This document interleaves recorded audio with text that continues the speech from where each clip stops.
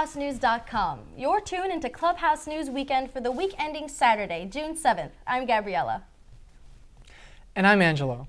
Edward Snowden, a former employee of the National Security Agency, or NSA, has been leaking top-secret government information to the public over the past year.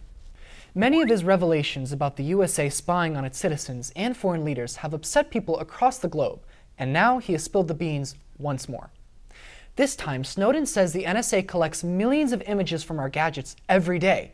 Yes, all of those selfies you post on Instagram and Facebook might be locked away in a huge government database. Why?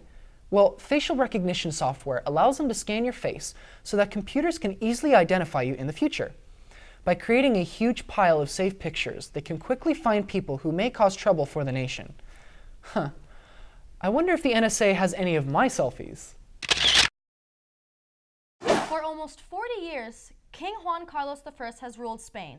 Now he'll be stepping down to make way for his son, Crown Prince Felipe, and leave behind a legacy of protecting Spain's democracy. From 1936 to 1939, Spain was torn apart by war as Republicans fought pro-military rebel nationalists led by General Francisco Franco. The Spanish Civil War ended with Franco as the nation's dictator, and he controlled the country until his death in 1975. Franco was so confident in his power that he actually named Juan Carlos as his replacement, expecting the royal family to be easily controlled. When Juan Carlos took over, many thought he would be a short-term leader who couldn't handle the pressure. But instead, he guided his nation from a military-controlled state to a more democratic government. Now it will be Prince Felipe's turn to showcase his leadership skills. In 1989, college students in Beijing, China, occupied Tiananmen Square in a pro-democracy demonstration. They protested for weeks, and when China's government got fed up with them, things turned violent. The military came in to end the demonstrations, and many people were hurt and even killed.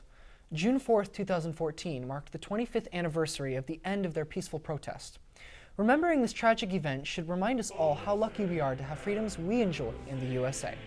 Ever since Russia took over the Crimea region of Ukraine, USA President Barack Obama and his European allies have responded with increasingly tough economic restrictions on Russia. This week, Obama met with Ukraine's newly elected president, Chocolate King Petro Poroshenko, in Poland's capital city of Warsaw. The two visiting leaders marked the 25th anniversary of Polish democracy, when the nation broke away from Soviet Russia's control. Father's Day is coming up, so it's time to honor and celebrate the fathers and father figures we have in our lives.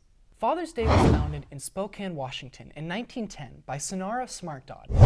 Her father was a Civil War veteran and a single father who raised 6 children, so she believed he deserved a special day just for fathers.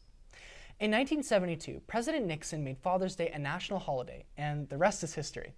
Father's Day is celebrated on the 3rd Sunday in June, so mark your calendars because this year it's on June 15th.